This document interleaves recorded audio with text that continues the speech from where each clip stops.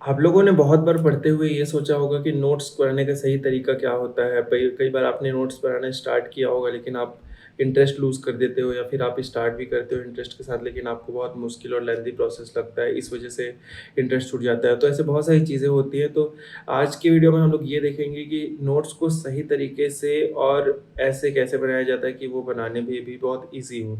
तो without wasting much time let's get into the screen. तो आप सभी स्क्रीन पर देखिए।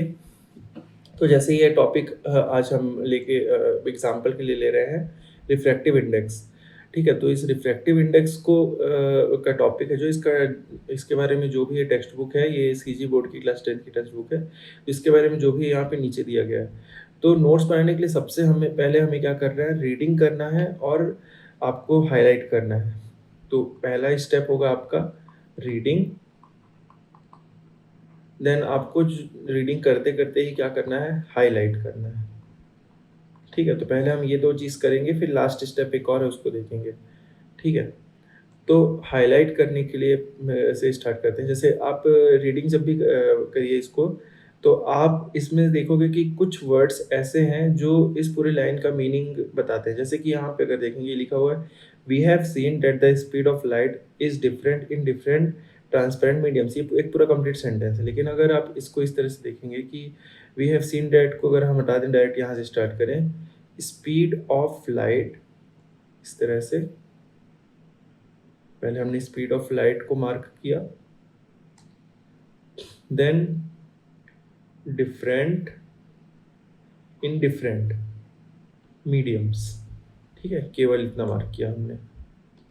आगे in vacuum speed of light, तो यहाँ पे हम ऐसे लिखेंगे कि vacuum speed of light 3 × 10⁸ metre per second which is greater than in other medium, greater than any other medium.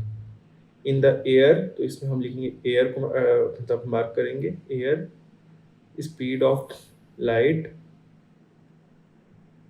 Less than vacuum. फिर यहाँ पे speed of light we see in vacuum, इस तरह से। If the speed of light is v in medium and c is in vacuum, then the ratio speed of light in vacuum to, अब यहाँ पे speed of light again है तो उसको जरूरत नहीं है, to medium called absolute refractive index of medium। ठीक है, n, डिनोट n। ठीक है, उसके बाद इसके बाद यहाँ मेन फॉर्मूला है, ये हमने लिख दिया। ठीक है, तो ये आपने अंडरलाइन कर लिया। ठीक है, अंडरलाइन या हाईलाइट जो भी है। तो ये करने के बाद जो आपका तीसरा स्टेप होगा, ठीक है, जो आपका तीसरा स्टेप होगा इस चीज़ को करने के बाद, वो होगा जो भी आपने लिख रखा है, उन मतलब जो आपने हाईलाइट कर रखा है, बस आपको उसको नोट डाउन करना है। तो यहाँ पे मैं साइड में नोट डाउन करता हूँ। तो सबसे पहले टॉपिक लिख लेंगे हम, रिफ्रैक्टिव इंडेक्स।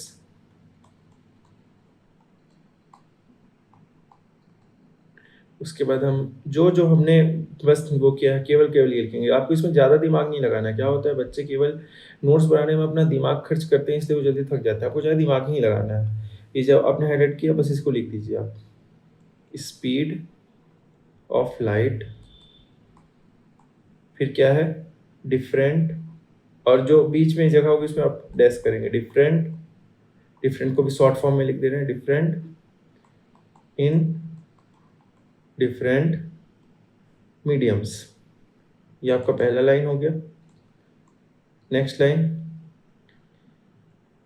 स्पीड, इसको थोड़ा आगे पीछे भी कर सकते हैं। जैसे मैं यहाँ लिख रहा हूँ स्पीड ऑफ लाइट, ब्रैकेट में मैंने लिख दिया वैक्यूम, क्योंकि यहाँ पे वैक्यूम था। ठीक है, equals to 3 × 10⁸ metre per second. ठीक है, फिर इसके बाद ये जो है ये ग्रेटर है, तो इसके आगे ये देखेंगे, अगर आप यहाँ पे क्या लिखा है, which is greater than any other medium, तो यहाँ हम लिख देंगे greater than any other medium, इस तरह से। फिर क्या है, air, next line, speed of light same चीज़ है, तो हम इसको ऐसे भी लिख सकते हैं, air is less than in that of vacuum, तो less than speed of light in vacuum, इस तरह से हमने लिखा। फिर इस ये सारे जो पार्टिकुलर्स इनको लिखेंगे, तो इनको मैं यहाँ साइड में लिखता हूँ। फिर हम लिख सकते हैं इस तरह से कि v इक्वल्स टू क्या है, speed of light in vacuum, तो लिख देंगे speed of light in vacuum, ठीक है। फिर हो गया c क्या है, सॉरी v मीडियम में है ना, यहाँ मीडियम आ जाएगा, ठीक है। फिर c क्या है, speed of light in vacuum है। उसके बाद क्या है, n क्या है, रेशियो है दोनों का, तो n को आप लिख दोगे ratio of speed of light in vacuum to क्या था, medium, c upon v, medium है ना ये, इस तरह से आप लिख देंगे। फिर उसके बाद आप डायरेक्ट ये जो आपका फॉर्मूला है इसको लिख देंगे। तो देखिए कितनी आसानी से नोट्स बन गया, और इसको बनाने में भी बहुत कम टाइम लगा, ठीक है। तो आपको क्या चीज़ें ध्यान रखनी है, पहले आपको रीडिंग करना है, और रीडिंग करते करते ही आप एक हाइलाइटर ले लीजिए या पेंसिल ले लीजिए, और उससे जो जैसे सेंटेंस है, सेंटेंस की के वो वर्ड्स जिनमें मेन मीनिंग है, जैसे कि यहाँ पे speed of light, different, indifferent, mediums, इस तरह से इन चीज़ों को आप अंडरलाइन करते चलो। जब आपका अंडरलाइन या हाईलाइट करते चलो, ठीक है, अंडरलाइन या हाईलाइट, जैसे ही आपका अंडरलाइन या हाईलाइट हो जाएगा, उसके बाद थर्ड स्टेप में क्या करना है, राइट, ठीक है, सिंपली राइट, ठीक है। यहाँ पे आपको क्या ध्यान देना है, यहाँ पे आपको सोचना नहीं है, डोंट थिंक, जस्ट राइट। क्योंकि अगर आप सोचोगे तो आप थिंकिंग लूप में चले जाओगे, और इस थिंकिंग लूप में आपको बार बार सेल्फ डाउट होगा कि मेरे नोट्स बनाए हुए जो है वो सही है, गलत है, कैसे। नोट्स सही गलत नहीं होते, बस आपको ये मेक श्योर करना है कि आपको नोट्स बनाते चलना है। आप इन द प्रोसेस नोट्स और बेटर करते जाओगे, लेकिन अगर आपको स्टार्ट करना है, आपको बिना हसल के स्टार्ट करना है, तो believe me this is the best way to start, ठीक है। तो just follow these 3 steps and you are good to go to make any kind of notes in very less time and without any confusion। और notes आप हमेशा खुद का बनाओ। कई बार कुछ स्टूडेंट होते हैं जो क्या करते हैं कि नोट्स किसी और का बनाया हुआ है और उससे पढ़ने की कोशिश करते हैं, लेकिन वो थोड़ा मुश्किल होता है।